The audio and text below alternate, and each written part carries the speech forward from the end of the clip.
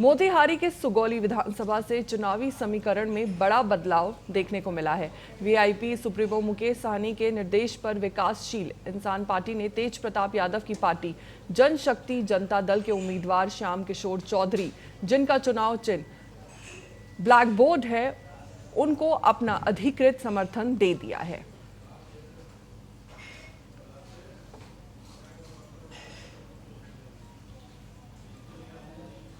जनशक्ति जनता दल द्वारा यहाँ उम्मीदवार दिया गया था। दुर्भाग्यपूर्ण उनका नामांकन रद्द हो गया और जनशक्ति जनता दल के जनाधार और युवाओं में उत्साह को देखते हुए महागठबंधन के द्वारा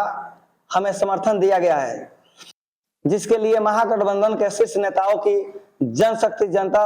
दल परिवार की ओर से आभार व्यक्त करता हूं और वीआईपी के सुप्रीमो मुकेश सहनी जी को मैं पुनः विश्वास दिलाता हूं कि यहां से एनडीए का सुफरा साफ करके सामाजिक न्याय के धारा को आगे बढ़।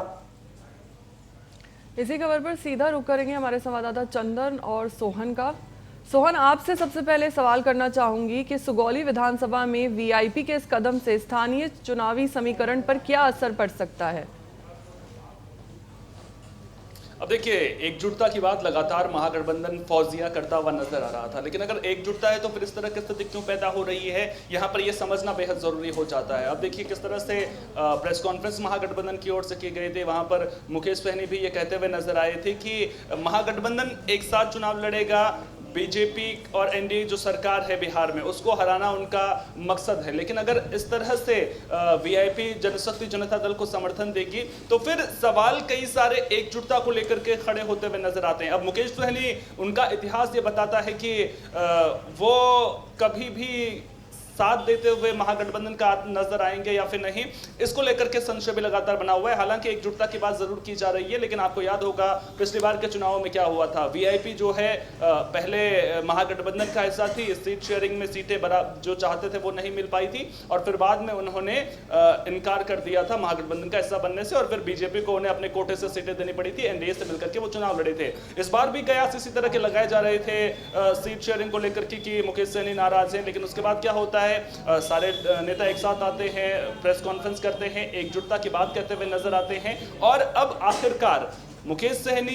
अब चाहते हैं कि वो डिप्टी सीएम बने। घोषणा भी इसकी हो चुकी है कि अगर महागठबंधन की सरकार बनती है तो मुकेश सहनी को जो है डिप्टी सीएम बनाया जाएगा और भी डिप्टी सीएम बनाए जाएंगे। तो क्या ये मजबूरी मुकेश सहनी की है कि वो महागठबंधन के साथ में है, क्या वो डिप्टी सीएम पद की लालसा है? लेकिन जो बैकडोर से देखने को मिल रहा है, जिस तरह से सुगौली विधानसभा सीट पर देखने को मिल रहा है कि जनशक्ति जनता दल को समर्थन दिया जा रहा है, तो उससे स्थानीय समीकरणों को भी फायदा, स्थानीय समीकरणों में जो है महागठबंधन कमजोर होता हुआ नजर आएगा और अब इसके क्या कुछ नतीजे निकल करके सामने आते हैं, ये तो बाद में फौजिया पता चल पाएगा। जी चंदन, आप हमारे साथ चंदन भी इस खबर पर जुड़े हुए हैं। चंदन, आपसे पूछना चाहूंगी कि क्या मुकेश सहनी के समर्थन से तेज प्रताप यादव की पार्टी को यहाँ फायदा मिलता नजर आ रहा है? बिल्कुल फौजिया, आपको बता दें जिस तरह से आपने मुकेश सहनी का जिक्र किया, तेज प्रताप यादव का जिक्र किया। हालांकि देखिए तेज प्रताप यादव से बिहार की राजनीति में कुछ लेना देना नहीं है, ना उनका कोई फर्क जो है बिहार के राजनीति में पड़ने वाला है, क्योंकि देखिए जिस तरह से उनको राष्ट्रीय जनता दल से निष्कासित किया गया, पार्टी से निकाला गया, परिवार से निकाला गया और उसके बाद उन्होंने अकेला चुनाव लड़ने का फैसला किया और अपने एक नई पार्टी का उन्होंने सृजन भी किया और पार्टी पर कई उम्मीदवारों को उन्होंने उतारने का ही काम किया। लेकिन देखिए मुकेश सहनी की जहाँ तक बात रही तो आपको याद होगा फौजिया कि जब 2020 के विधानसभा चुनाव हुआ था उस समय वो एनडीए के हिस्सा हुआ करते थे। जब चुनाव हुआ, चुनाव के बाद जब सरकार बनी तो उनके जो विधायक 4 विधायक थे उनको बीजेपी ने तोड़ने का काम किया और एक विधायक जो थे राष्ट्रीय जनता दल में जाकर के मिल गए। तो कहीं ना कहीं देखिए मुकेश सहनी फिर अकेला पड़ गए। उसके बाद उन्होंने कहा कि देखिए हमने अपना जो छोटा भाई है तेजस्वी यादव को हमने साथ देंगे और तेजस्वी यादव को साथ रहेंगे, क्योंकि देखिए कहा जाता है कि महागठबंधन की जो पार्टी है वो पिछड़ों की पार्टी है, अति पिछड़ों की पार्टी है, निचले तबकों की आवाज़ उठाने की काम करती है। तो उन्होंने कहा कि देखिए हम निषाद समाज से और निषाद की जो आवाज़ होगा वो राष्ट्रीय जनता दल के साथ होगा।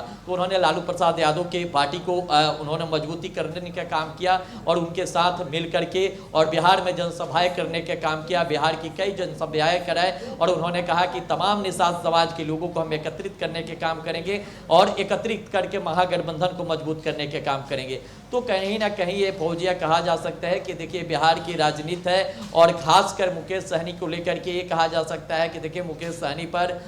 जिस तरह से उन्होंने भी पल्ला बदलने का काम किया है, तो जो भरोसा है